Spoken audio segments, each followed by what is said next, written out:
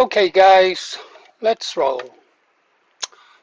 So the Tommy Robinson Roadshow, known as Unite the Kingdom, shortly to become Unite the West, has ended. Did you notice how big Unite the West was under the Unite the Kingdom banner? Yeah, that's the next step. Tommy's going to unite the West. Unknown contractors, we don't know their names, do we? We don't know who tendered for the work that was done there. They'll be packing up their kit, trotting off home to count out how much money they made. Main players in it will be moaning that turnout was less than last year and blaming sites like this one and others for exposing one of the biggest grifts the world has ever seen. One big super grift. I don't know if they had the buckets going around this year. If they did and you went, I hope you wasn't foolish enough to put any money into one of them. You know what happened to the last lot? Well, no, we don't know what happened to the last lot of money raised at the last event, do we? £42,000 for Peter Lynch's family. They didn't see it. Somebody saw it. I wonder who. What did I make of it? The UTK rally? The speeches? The march? What did I make of it all? To be honest, I can understand why many people went, and I can applaud them for that. It is good to march alongside people who feel the same way as yourself, no doubt about it. It's just a pity the organisers didn't share that same love of country. They were there for different reasons, wasn't they? They were there for the grift, I think. Do you think we'll see the accounts for 2026? I doubt it. We never saw the accounts for 2024, did we? Or 25 if it comes to that. So why should 2026 be any different?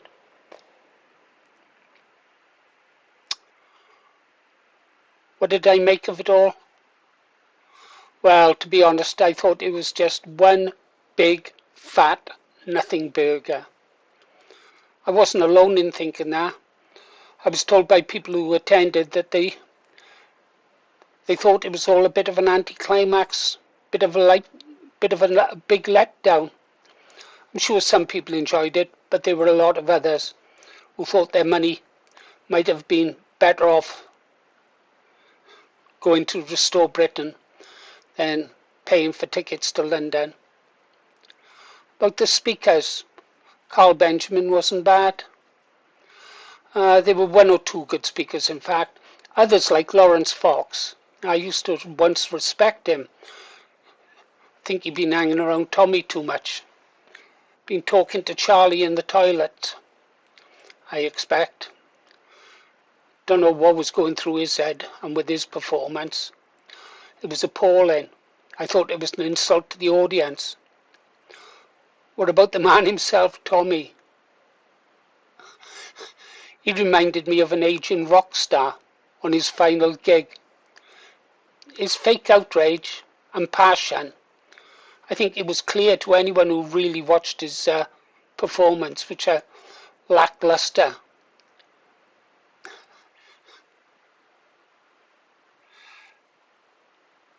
I don't think he's got any passion for it at all, really.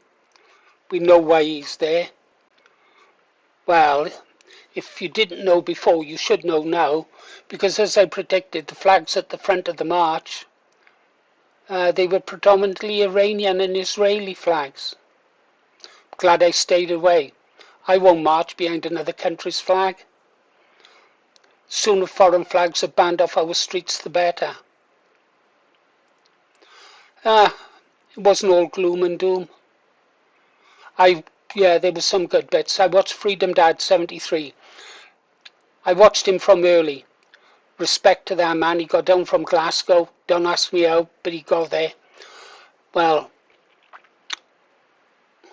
he was doing something worthwhile.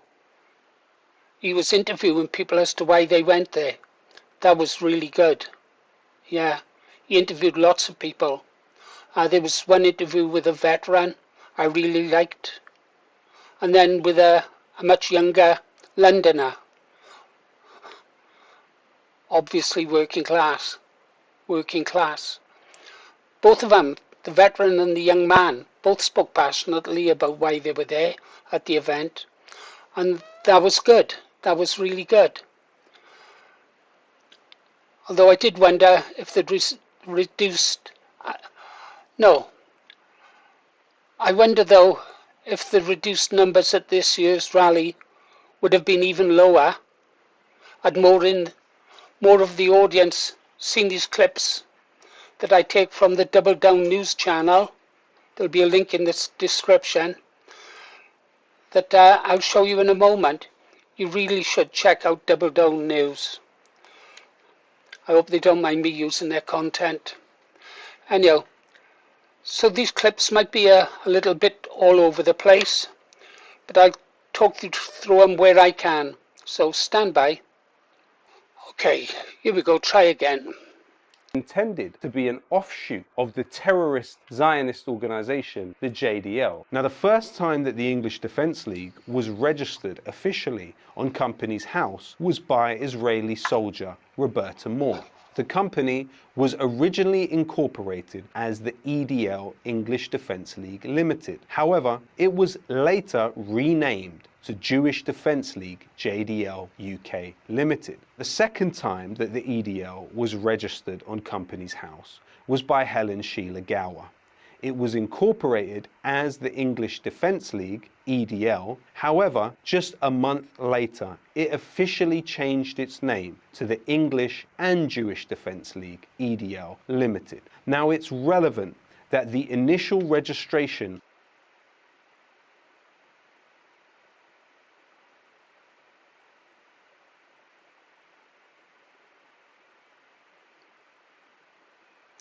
Okay, so that's how it originated. English Jewish Defence League. Okay, carry on.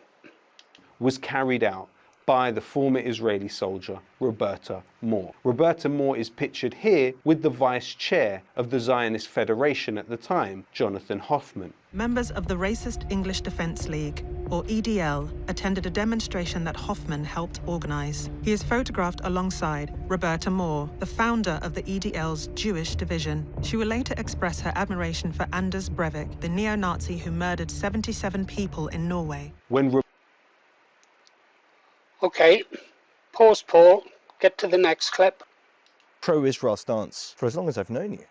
Since the first day. It's important to remember for the complete ethnic cleansing of Palestine. If I were the Minister of Defence, there wouldn't be one Arab left here. I want the Arabs out. Are you encouraging your people to go out on the streets and to attack Arabs as has happened in... I call upon the Jews to do anything imaginable and anything possible which will encourage the Arabs to get out of this country. Does that mean attacking? Anything possible. But the connection...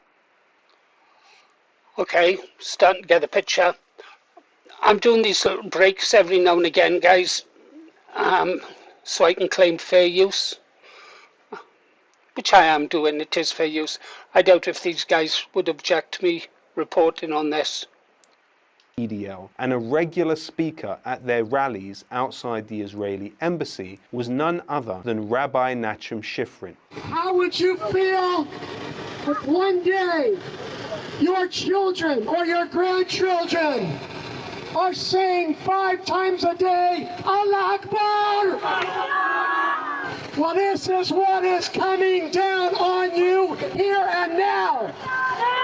It will be recalled on this day that it was the EDL that started the liberation of England.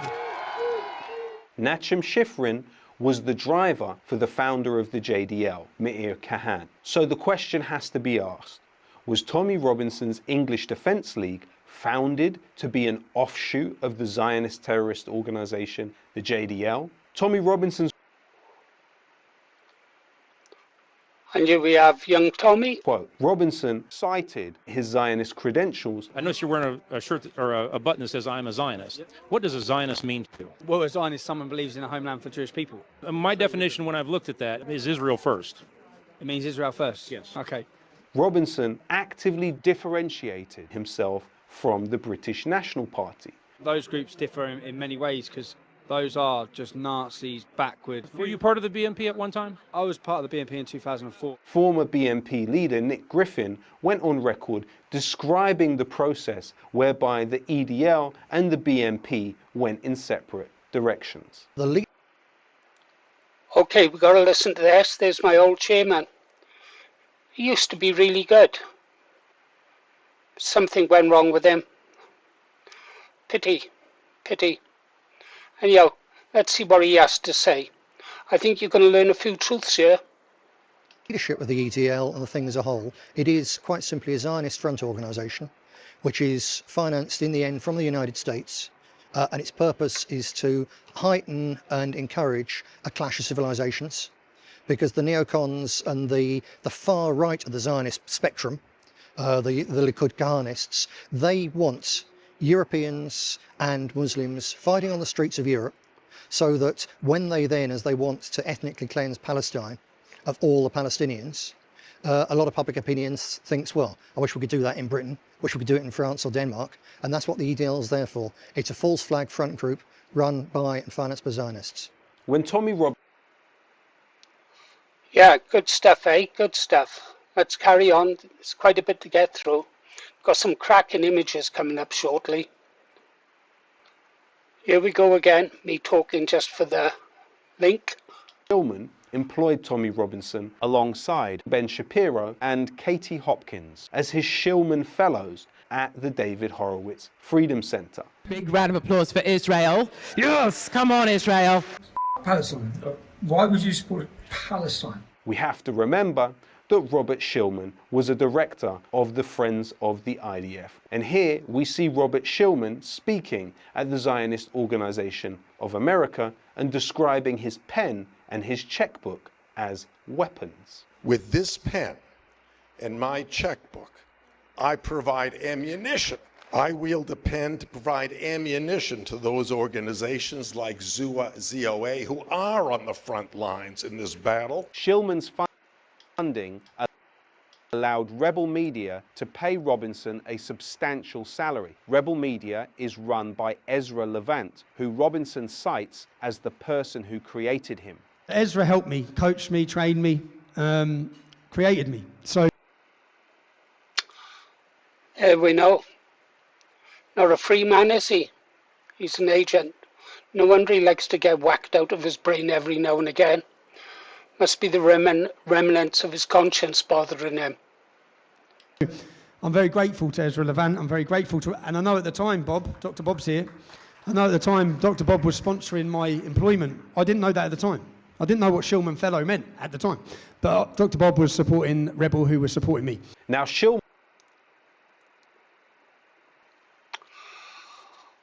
You've got to hand it to Double Down News. They've really done their own work, haven't they? They've really done their own work.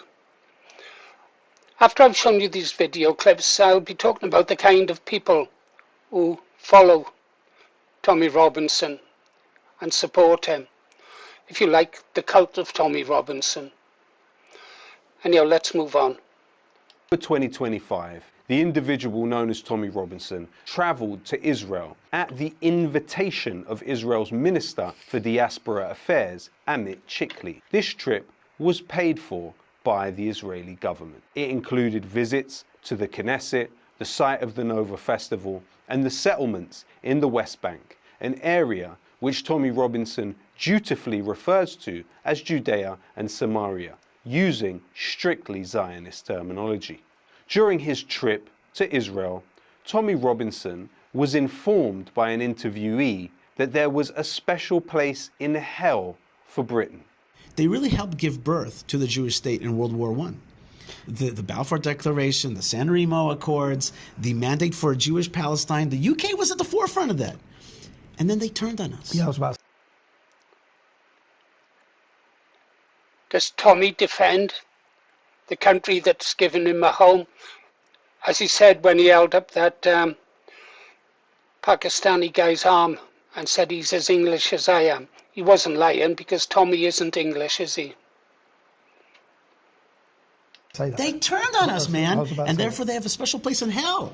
This proud patriot, all he could do was stick his tongue out gormlessly, as people like you and the people of this country were told there was a special place in hell for them.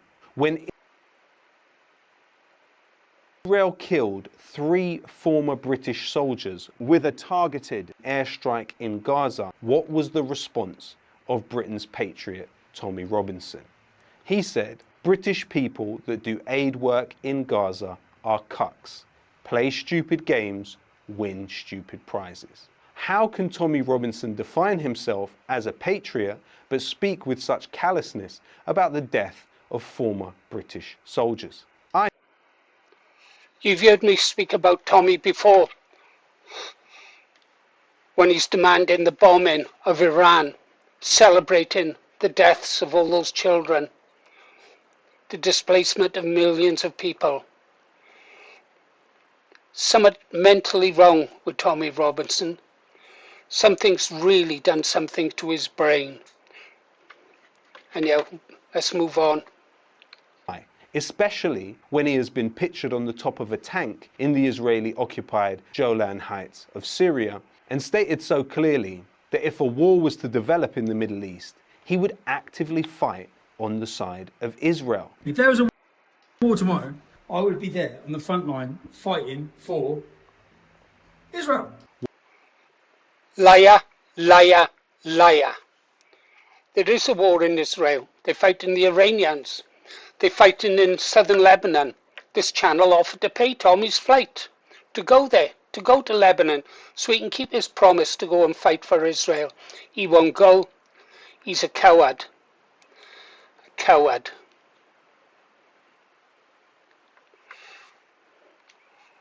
Okay, guys. I did have a lot more to show you about the kind of people that that support Tommy Robinson, but it would take too long. I've got the slides and the information. I think it'll have to wait for another video. This is just a reminder then of just what the sort of man Tommy Robinson is, and all those people who support him should ask themselves why. You've been listening to Paul Morris, The Green Arrow. See you on the next one. Don't forget to go visit Double Down News, link in the description. Leave a like and subscribe to him. I do. You get a lot of useful news from him.